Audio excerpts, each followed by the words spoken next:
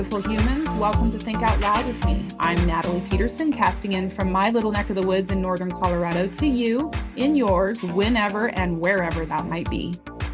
This digital adventure is an effort to turn years of internal chatter, wondering, silent suffering, and physical and mental close calls into enlightening and empowering conversations with others. Given how many choices you have to spend your time, I am honored that you're listening in. I traveled to the pyramids of Teotihuacan, Mexico 3 times over the last 18 months on a personal journey to reclaim my spirit, my voice, and, well, my being. What an amazing, life-changing experience. Teotihuacan, or Teo for short, is an ancient Mesoamerican city located in a sub-valley of the Valley of Mexico. It's about 25 miles northeast of Mexico City. Thousands of years ago, Teo was the largest city in the Americas with a population of about 125,000 people. 80 to 90% of the total population of that valley resided in Teo. Apart from the pyramids, Teo is also anthropologically significant because it has these incredible multi-family residential compounds, and it's got the Avenue of the Dead, and it's got incredible, vibrant, well-preserved murals. It's under debate, but it appears Teo was the religious and cultural center of the state empire. It was a melting pot of ethnicities of all sorts, and people lived in these multi-floor apartment dwellings across the 83 square miles of the property. To walk this land, to feel the energy, to witness the ancient buildings and the paintings and the artifacts amongst present-day artisans and tourists and journeyers, it's at times overwhelming. It changed me, and it's changed a lot of people. On my last journey to Teo, the group I was with had the opportunity to meet with Mexican archaeologist Sergio Gomez Chavez. In the fall of 2003, a massive rain hit the valley in which Teo sits. And after the rain came to a close, it was discovered that an enormous sinkhole had appeared in front of the Pyramid of the Moon. This is the second largest structure of Teo. It was about 3 feet wide and dark as hell. Sergio is this little tiny guy. He tied himself to a rope, and with the help of his crew, he dropped himself down into what looked like a bottomless hole with just a flashlight. He landed about 50 feet down, and he found himself in the beginning of a tunnel. There aren't many who know the grounds of Teo like Sergio does. Even so, this discovery was like of epic proportions, and Sergio was downright giddy even that day, telling us about that experience. One doesn't go about just digging into willy-nilly into ancient ruins. So after a lot of work and permits and permissions and hiring and erecting safety structures, Sergio finally got the go-ahead from the government to start excavating the site in early 2009. Fast forward. We all donned our hard hats and we descended into the ground. Sergio was chirping and speaking in broken English behind us and ahead of us. He's jumping all over the place, telling us how excited he was to show us, even 20 years later, what he had found. The air got really cold the more we dropped, and there was water dripping from the deep brown walls surrounding us. It was both terrifying and invigorating. We traversed human-made wood bridges, planks laid out end to end to end, some 330 feet to a room. There are so many more details to tell you of every step, but I'll save that for another day. This room in which we arrived was in the shape of a sacred lotus flower, its petals carved from the earth, facing exactly east, west, north, and south as subrooms meant for certain activities. In the center of the room stood the remains of 4 stone statues of various sizes, each tilted slightly backwards, all facing towards the exact center of the ceiling. I got to hold one of these statues, one of these artifacts, and I was literally moved to tears. The stone carving of this woman, a mother, a protector, a guide, rested incredibly heavy in my arms. I was holding time. I was holding love. I was holding history. We took part in a ceremony and meditation in the lotus-shaped room that afternoon, and as we stood in silence afterwards, I was in absolute awe of the space. Perfectly shaped magic. Sergio isn't done digging, far from it, actually. He says he'll die digging in this 2,000-year-old tunnel. He and his team, with tools like toothbrushes in hand, has recovered over 75,000 artifacts. And as he shared on PBS, National Geographic, Smithsonian, and all kinds of other special features, the walls glow with mercury like specks of stars. In perhaps not my sexiest segue, I find myself today sharing Lotus-inspired space with a newfound friend and comrade in excavating life from what would appear to be rubbles. Forgive me such a sloppy transition, but preparing for our time together threw me back to that tunnel.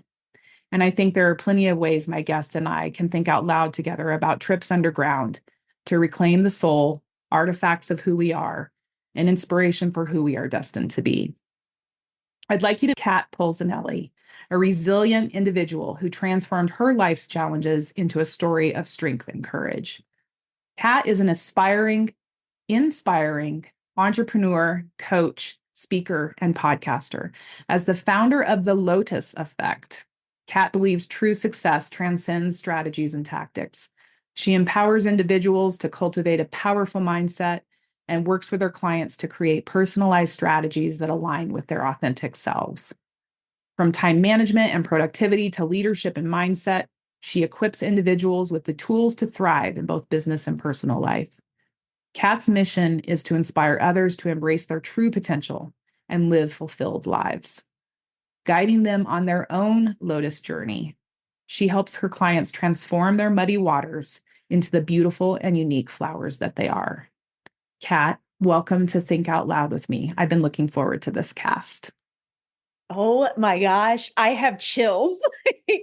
First, awesome introduction. And two, I have an obsession with Teo and I want to go so bad. Like, you have no clue. I have been watching and reading about it. I have a show that I watched that did a deep dive into that specific tunnel that you were talking about. I did not know that it was in the shape of a lotus. So I had to hold back tears for a second when you said that because I was like, holy shit, I'm going now. You have to. You have to. I have goosebumps now. We're sharing the goosies. It is a profound, it is one of a number of experiences, but Teo in and of itself is, yeah, you have to go, sister. You have to. It's life-changing. It truly is. The next time I talk to you, I'll need to know that that you're making plans. Absolutely. So let's dive in. I want to know, busy you. I've been experiencing you online and in networking groups. I want to know, what does a person like you wake up thinking about? Oh, goodness. You know what's really funny is while there are always different thoughts in the morning when I wake up, I always wake up with this feeling of gratitude for something, which has not always been the case. But it is definitely the thing that I start my day with. Before I even open my eyes, I find myself smiling, and there's something that pops into my head, whether it is something I get to do today, like today, I was like, yes, I get to be on another podcast. Or when I get to meet with certain clients, there's just certain things that pop up, and like that is what lights me up before I even get out of bed. That's awesome. Um, it's interesting that you say that. I was just reading, I subscribe to Daily Ohm newsletter, and they were just talking about in their newsletter, it was either today or yesterday, about that very important first few moments when we wake up, to, instead of thinking in dread about what is on its way to us, that we are thinking with anticipation about all of the good that's headed our way. And so I appreciate that you bring that up. You're already practicing that beautiful piece of just greeting the day with optimism. That's awesome. You say it wasn't always that way. Tell me more about your journey. Yeah. So, I have a long history, but a huge piece of my journey stems from an abusive relationship that I was in for 10 years. And through that journey and raising children and working three jobs and just trying to kind of hold the day together, I can't ever tell you a time that I woke up and was like excited about the day. Like, it was always an immediate, what has to be done? What didn't get done yesterday? What do I got to do for the next couple of days? Is there going to be an argument? Is there going to be a fight? And to be honest, that even continued well after I was out of that relationship. This year is actually the 10-year anniversary for getting out of that relationship. And even in the last couple of years, it wasn't that I necessarily woke up and dreaded the day, but I definitely didn't wake up and appreciate the things that were around me. It was just kind of more of like, okay, it's Monday, or oh God, it's almost Friday. Like it was always kind of trying to be in the future versus actually enjoying the present. And that was something that I had to learn over the last couple of years to really retrain myself to understand, was to stop living in the future of the world, because you're never going to be able to lay it out the way that you want to, and start living in the moment that you're in, because that is the moment that you can appreciate and the moment that you can control. And that honestly was the start of my healing journey, was simply waking up in the morning and being grateful for 3 to 5 things every single day, and doing the same thing when I went to bed. And that was really just to help retrain and reprogram the things that my brain would start looking for. And that was the beginning of the journey. And while I don't always wake up every morning and go, okay, what are the 3 things? It's just so natural for me to wake up and be like, I get to do this today. Or, oh, I'm so excited because this is coming up. Like it just naturally happens. And it has made such a tremendous difference in the way that I handle my day, even when crap hits the fan, versus the way that it used to. Yeah, yeah, for sure. That totally resonates with me. I think that, well, there's a saying, if you're worried, you're living in the future. If you're regretting, you're living in the past, I think is it. And that doesn't totally jive with, I don't think that's the right one, but the point being that living in the present is something that it takes rewiring and reconditioning, and society frankly is doing everything it can to get us in one direction or the other, right? Like you Yeah. need to worry about this, you need to plan for this, you need to strategize for this, what are you doing to get ready for this, this is what's coming down the pipe, so on and so forth. So it's interesting to get to it's interesting to get to a place where you can actually just be present. And no, it doesn't happen overnight. I mean, and I don't think the work ever ends, right? What did you mentioned this, the gratitude being a key piece of your healing process coming out of this abusive relationship. Did you find, how did you know you needed to heal? I guess that seems like a stupid question, but there was a path that you purposely chose to get on to begin this healing. Can you share a little bit about that specific part of the journey? Like, was there a mentor? Was there an experience you had? How did you get started Yeah. recovering yourself? Yeah. And you know what? I wouldn't say that, what you said was a stupid question in regards to, getting out of it. You would think you need to heal, because to be completely honest, I never thought about that. Hmm. When I got out of my relationship, I had 2 young boys. They were 10 and 7 at the time.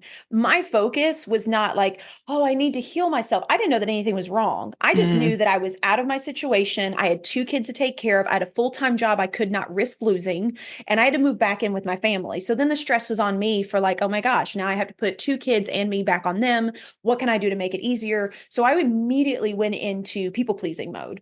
There mm, was no healing. There was no that there's anything wrong with me. Now, I put my kids in therapy because I was like, I know that this affected them, what they saw, and things like that.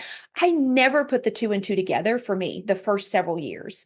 I stuffed everything down in a box and was like, worry about it later. I don't have time for emotions. I put myself back through school at night because I was determined to get my degree. So it actually wasn't until several years later, when I got into another relationship, bought my first home, and my oldest one became a teenager, that I started realizing there were some patterns. And that's when I actually took a stop and I was like, something's not right. Like I'm arguing with my fiance at the time. My son and I are butting heads like there's no tomorrow. It's never been like that. Why are these patterns coming up when I'm not in that situation anymore? And that is actually when I was introduced to law of attraction. And I was like, this is cuckoo. But for some reason, I kind of just started deep diving into some stuff, and it kind of led me down the path of understanding how the brain starts to deal with things and how traumas affect us. Trauma was not a word when I was growing up. I didn't know what that word was. I mean, I knew other people use it, right? You had trauma from an accident, you had trauma when you were in the military, but that wasn't a word that was used when I was growing up. So I didn't know what trauma meant. What I did find out was I had a crap ton of it. I was eventually diagnosed with PTSD because I would have such intense panic attacks, which I'd never had before. So I had no clue what the hell those were. But I would visually see things that had happened. So if I went by a specific street where we had an argument, I would literally see the argument, go through all the feelings again, and have to pull over on the side of the road.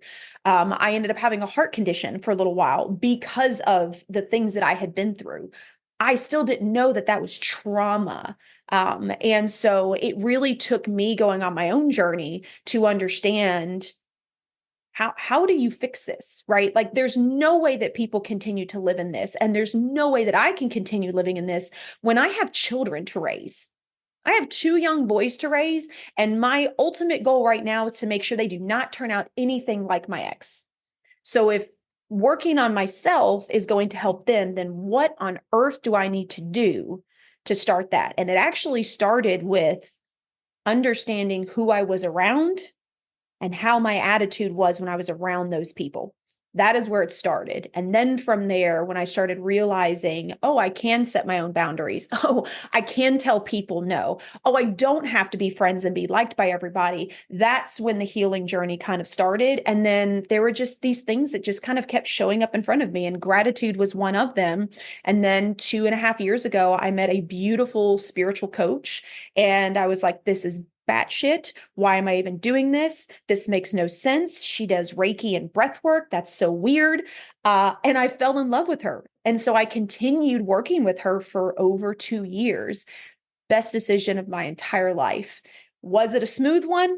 No. I went through a lot of stuff. I dealt with a lot of things.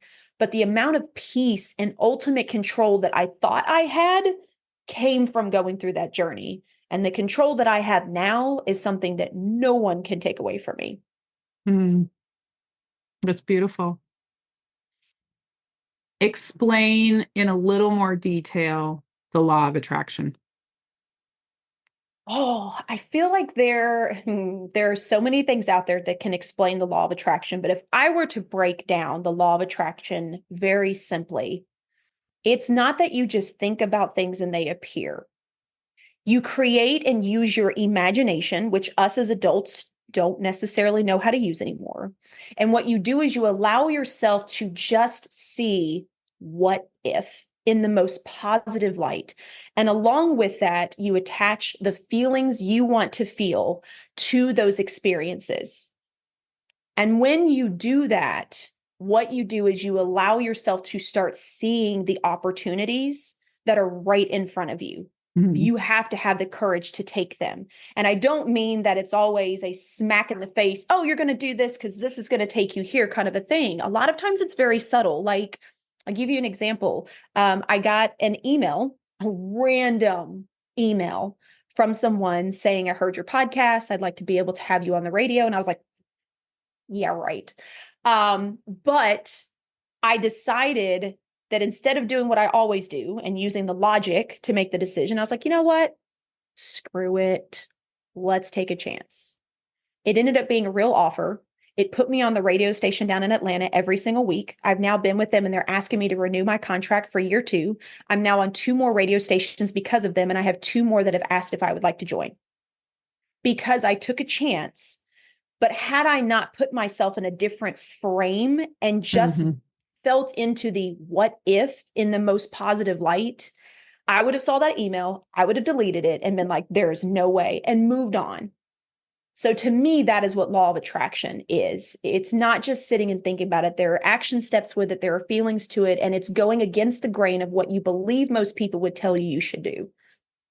Yeah, and I would say, right, that I mean, if I'll throw the word vibration in there, the energy of what if is so significantly different when you're in a mindset of hopefulness versus what if in a mindset of hopelessness or worry, right? Hmm. That if I'm facing in a direction of what if this is the worst thing ever? What if it doesn't? What if it's a scam? What if it's this? What if then the energy I'm putting behind that is going to attract that as opposed to what if this is real? What if this is a fantastic opportunity? What if this gets me an introduction to the next person? What if something just little happens, like I grow as a person? And like that, even just physically, I can feel the difference in the energy, even in Hmm. a situation I make up, right? So I think that's a fantastic explanation that you've given. And I fully believe in it in it as well. And congratulations. I wish I had Atlanta radio. Is it iHeart? Because I can tune in on iHeart, can't I? They are live. So it is live online with theirs on their radio station, on their platform. I think it's 99.1 FM is what it Awesome. is. But yeah, it was an awesome opportunity. But you're right. The what if is always there. So why not choose what you want to believe in? Right. Hmm. And there's a lot of people that will tell you, and I believe it's Ben Franklin that said that we need to use our imagination more. Mm, And it's so true. Like we forget to use it when we become adults because we are so centered in this logical, it's either A and B situational thinking. And I have to say that when I took the leap and was like, whatever, let's just try this out. There's a lot of science behind it that says you can change the way you think. So let's just see what happens. It it was more about actually trying to prove myself wrong so I could go back to the way that I was thinking, mm, except for I ended up proving myself right. So I hmm. used it as a game and I was like, what if things get to just flow to you out of freaking nowhere? How cool would that be? Like, what if Mm, things aren't as hard as they seem to be? What if? And then things started happening. And then it was like, oh crap. All right. So this might actually be true. And just the things started stacking. And it was like, I can no longer believe in this because I have all the proof over here to yep, show that it's possible. yep. And it's creating that proof that allows you to expand your mind and start doing things differently, start handling things differently, start experiencing things so much more than you ever could before. Yeah, absolutely. And then on this edge, I want to make sure that I mention that the incredible example that you are living for your kids to be watching you. I would imagine that you talk to them about all of this in your experience because you're a very open and authentic human. The experience that they're seeing you live through is just an incredible example of what they have as potential. Do you have a close relationship with them? I do. And you know what's interesting? And one, I appreciate you for saying that. It wasn't always that way. I raised my kids for a really long time on the premise of how I was raised, which was I'm the parent, you are the child. Your feelings are bullcrap if I tell you that I'm ticked off and you're crying about it. And that's how I raised my boys for a really long time. And then when I started my own healing journey, I realized if I don't tell them this, they're going to live underneath this perfect mom that actually doesn't exist. And I'm going to create more problems in them at a much younger age than it's worth. And so, when you said that I'm an authentic person, I appreciate that because I wasn't always that way. I wasn't always this open. I wasn't always that vulnerable. I had to make the hard decision to be that way with my kids and start having those extremely uncomfortable conversations because nobody wants their children to think that they're failures. And that was what worried me. I'd already let my kids down for 10 years of their life, and I was doing everything I could to make up for it. But this was actually the way to make up for it. And it was owning and honoring my mistakes, and owning and honoring when I screwed the hell up, and letting them know what I was trying to do that could potentially be different. And that, especially for my kids now being 20 and 16, has completely changed the game in how they conversate with me, how they conversate with their friends, and who they choose to be in their circle. And Mm-hmm. now they're coming to me to ask, well, I was going to do this. What do you think? Mm-hmm. And it's an open-ended conversation. So I went from being in charge and being in control of my children to I am now coaching my boys how to be better than I was and have more tools in their back pocket than I ever had, so that they can now create a generation that is at so much more ease than I had the ability to be. Does that mean that they'll never have troubles? No. Everybody goes through trials and errors. It's part of life. But what I have taught my children is failure doesn't mean you're a screw up. Failure doesn't mean it's the end of the damn line. Failure doesn't mean that there's something wrong with you. It just means it's time for you to figure out the lesson and make the choice of going back through it again or doing something different next time. Yeah. Yeah, absolutely. They're lucky to have you as a mama. Thank you.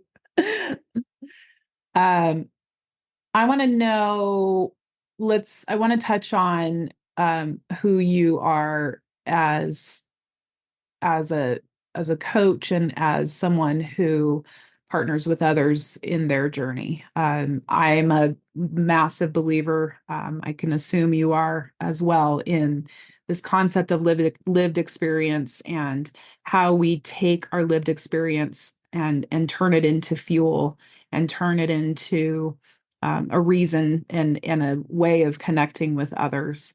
Um, Talk to me about the type of people that you partner with, and where you feel like you do, like where you feel like you're in your groove, and being like superstar cat. Where What does that look like? I would say when it comes to partnering with people, or the right clients, those magical clients that you want to deal with, for me, it was stepping into my authentic, true, I screw up sometimes self, and I amplify that space. And so a lot of people that come to me are in the space that I used to be. They're afraid to tell people. They're afraid to let people know that they're screwing up. They're so completely and totally overwhelmed. They just want to shut down. And I do know what that feels like. Like you said, that lived experience. But not only do I have the lived experience, I know how to take that experience that I went through and break it down in a way that I can say, okay, this is what worked for me. How does that feel for you? No? Okay, cool. Let's have a conversation around what that looks like for you, right? Which is why I love customizing everything that I do with everyone that I work with. Because a lot of people that I work with, they're just entrepreneurs that are looking for someone to see them as they are, hear what they actually have to say, and give them the guidance so they can figure it out. They don't need someone to solve their problems for them, but they do need someone that they can borrow their confidence from for just a little bit till they believe in themselves. They need someone that can hold a non-judgmental space and accept them for exactly who they are, without them feeling like she's going to think something of me if I tell her this. I leave that completely open, right? And I am huge on sharing my journey and my struggles and my thought patterns, because those kinds of connections give people a sense of peace and allows them to let go of the fear that somebody will not understand it. And if I can give people that, which is what I wish I had, to me, that is making a difference. Yeah, absolutely. I agree. There's a metaphor I'm sure you've heard. A person is walking along and falls in a hole, and they're at the bottom of the hole, and it hurts, and they have zero idea how they are going to get out of this hole, and it's dark, and they see nothing around them but walls. And the next they spend the night. The next day, the sun rises. They can kind of see over the edge of the hole. A doctor pops over and says, "Hey, are you okay? Did you hurt yourself? Do you need band-aids or a splint or something?" And you look up and you say, "No, I don't have anything necessarily broken." And, "Okay, well, let me know."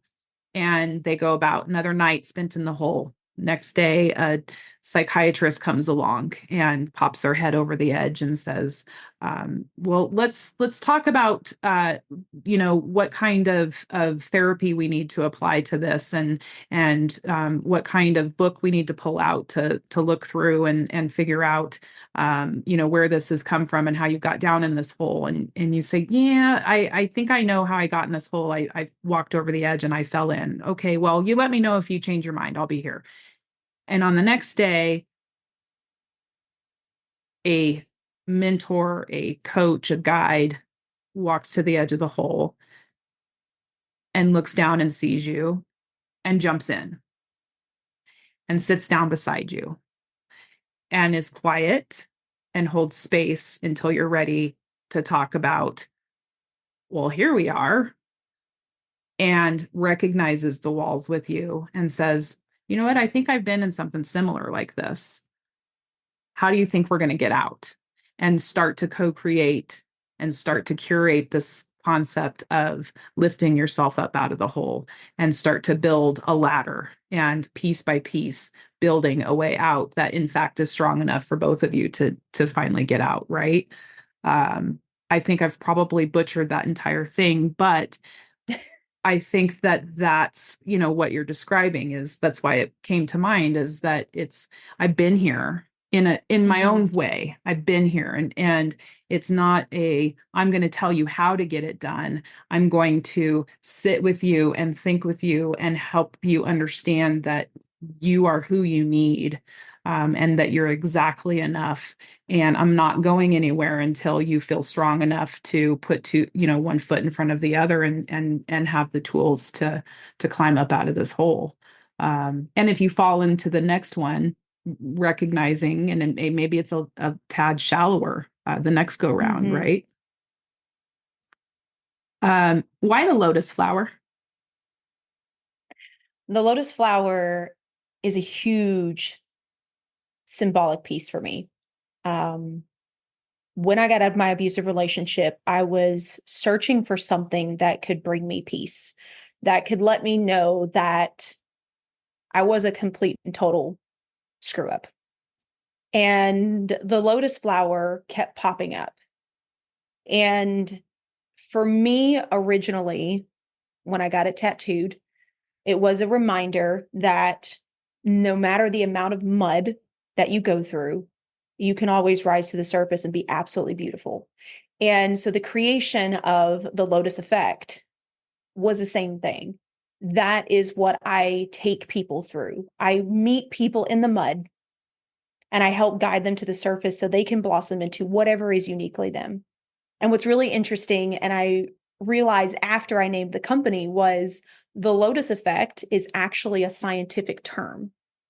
And what it actually states is the lotus flower has a specific pattern and beads that are on the petals. So when it comes out of the mud, everything rolls off of it, leaving it completely untainted and just beautiful. And I feel like that is a journey that we all go through.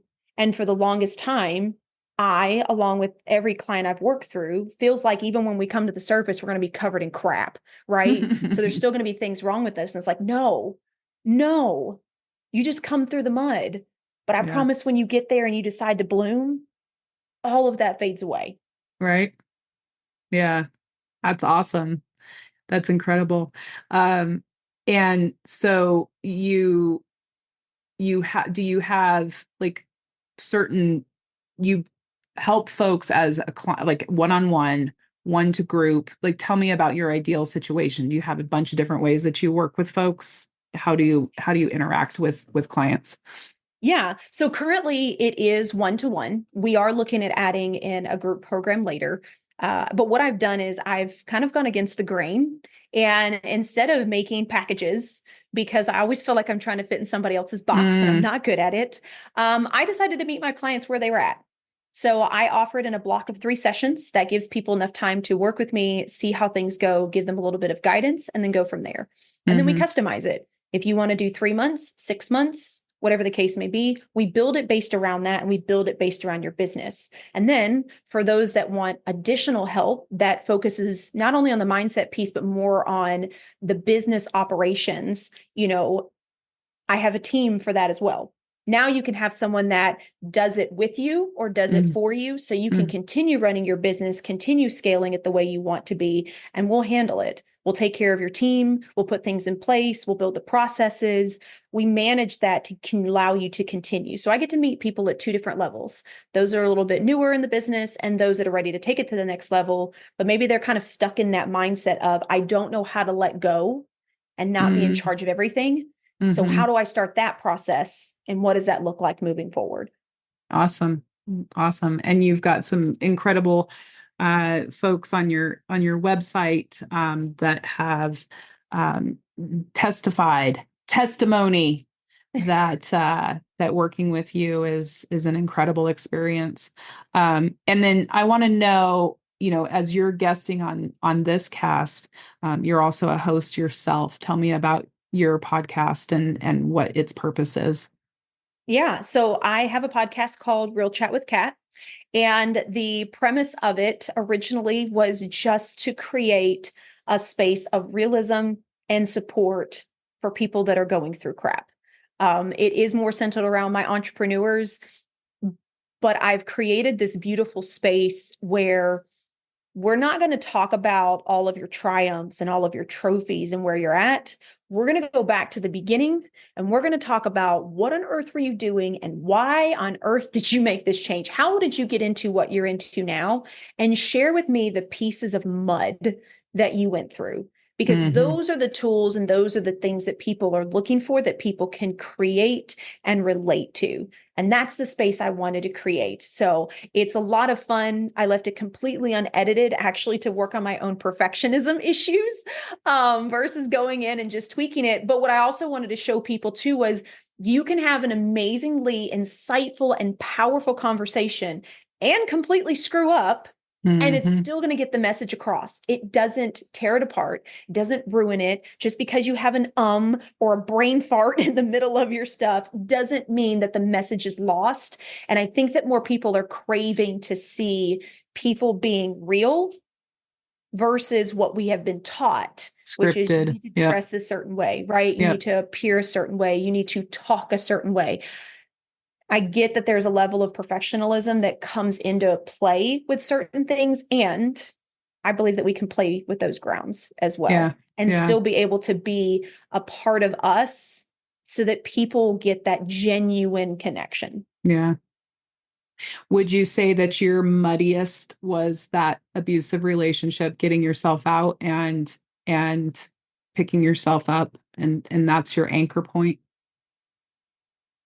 I would definitely say that the muddiest was living through the abuse Yeah. because it was more emotional and psychological. And that is what a lot of people face on a regular basis. And building yourself up from that, those invisible scars that nobody sees unless you tell them about, that takes a lot of courage. That takes a Mm-hmm. lot of bravery. And it takes a lot of being okay with falling flat on your freaking face and getting back up and saying, oh, but I didn't fall 3 steps this time. It was only two. Like, Mm-hmm. it takes a lot.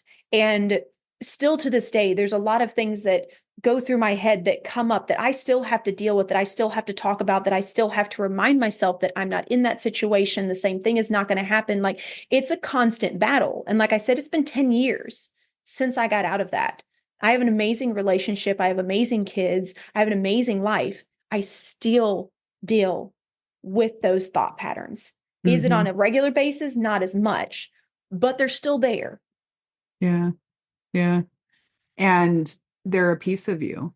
Um, Mm-hmm. they are a piece of you, and they have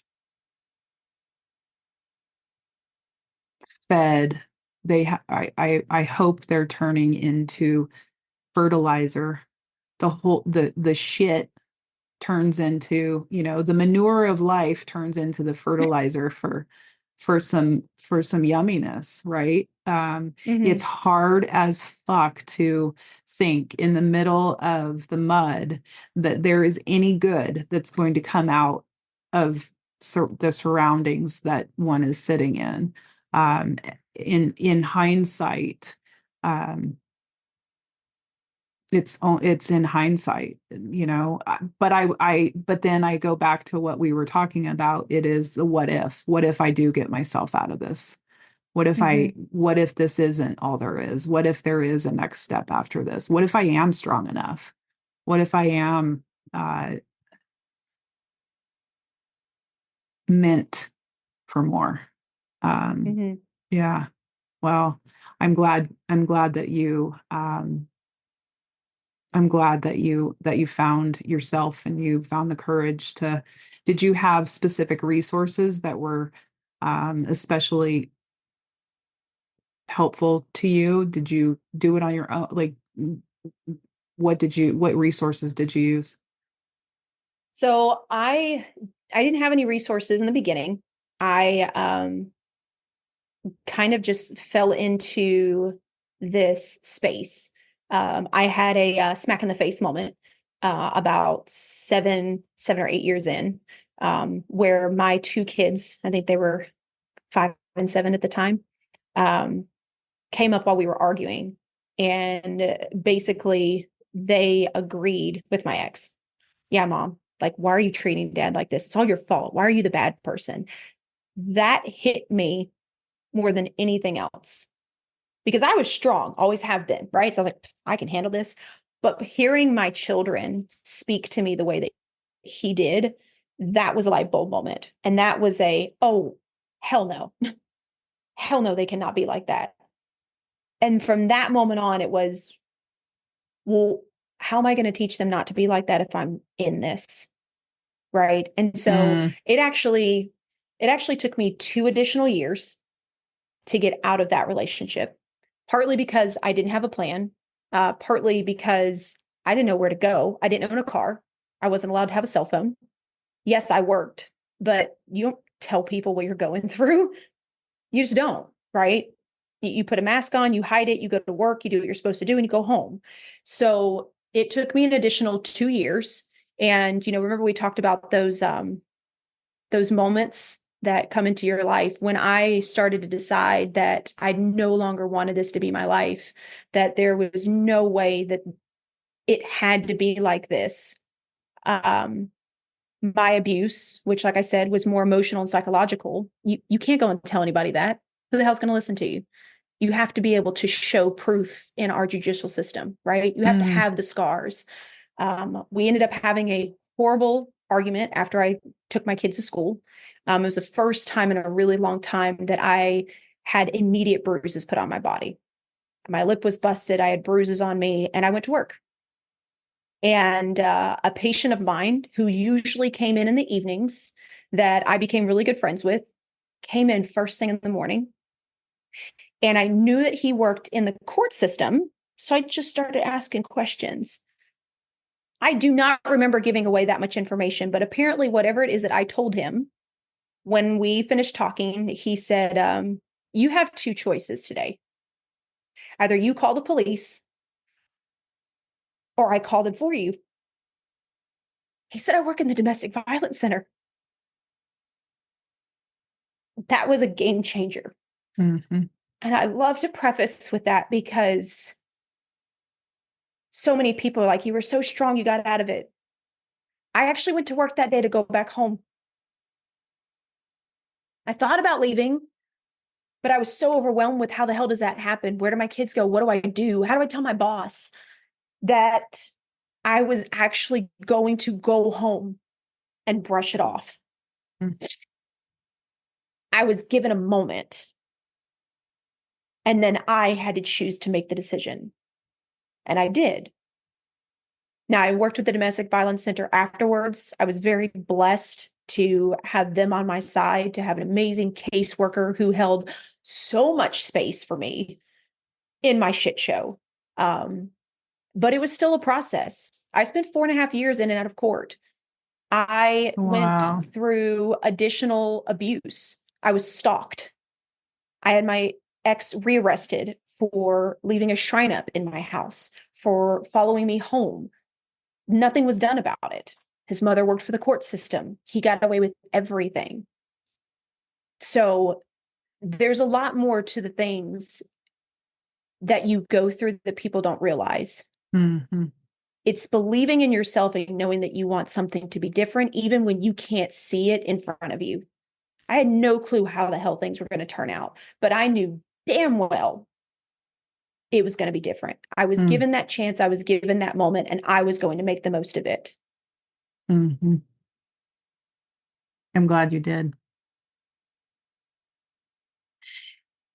I have to believe that you have a pretty profound partnership with folks, that your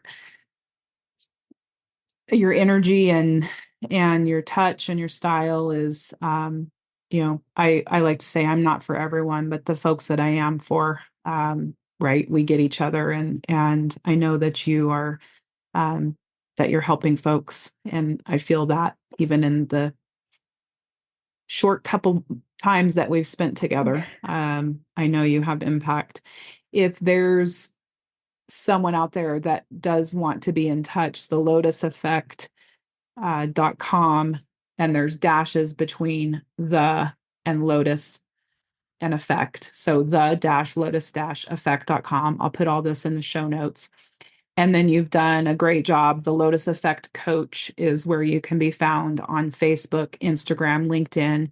You're extremely active on social media. I thoroughly enjoy following and watching and listening and seeing everything that you're up to.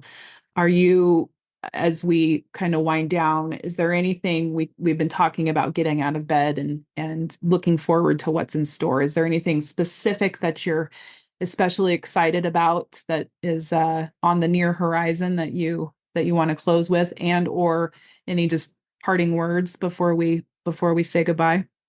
Sure. First off, I'd like to thank you for the space and being a part of this today and having the ability to be able to reach more people, for them to be able to hear this, because I think that it can change somebody's life. As far as things that I'm excited for that are on the horizon, I am in the next couple of weeks actually going to be offering 2-hour deep dives to hyper focus on people's business, so we can create a simplified plan for you. And if you don't feel like you want a full-time coach, cool. I'll give you the steps, I'll give you the guides, and I'll send you away with all that stuff. And then if not, then we can have a conversation about something deeper. So I'm super excited to be able to bring that to everybody. And, I have to say, parting words, there may be some people out here right now that hear this and go, bullshit. I'm going through crap. There's no way. I just want to challenge you to play a game with yourself. Have a little bit of fun and just think, what if? Mm. And don't just list out like people tell you to, because that didn't work for me, but like really feel into what it would feel like. What if life could be different? What would you want? It doesn't have to be crazy. You don't have to make it extravagant. It could be simply, I just want to wake up and smile. But find those pieces, focus on those pieces, lean into those pieces, and see if you can prove yourself right or wrong when it comes to the changes. I accept. I'm going to have to work on that. This cast puts the right people in front of me. It hasn't ceased to amaze me in, just the different connections that I've been able to make and be inspired by and be affected by. And I need you to hear that the work that you're doing is important, and I appreciate you. I appreciate you spending time with me, and thank you for coming with such energy and enthusiasm and authenticity. Yeah, just thank you. I appreciate you. Thank you. And I want to say thank you, folks, for listening in. Thank you from the bottom of my heart for choosing to think out loud with me and my guest, Kat, today. Until we visit again, please go live with intention and with love. And please, please, please, no matter what you do, don't let anyone fuck with your flow. Big hugs, big love. Bye, friends.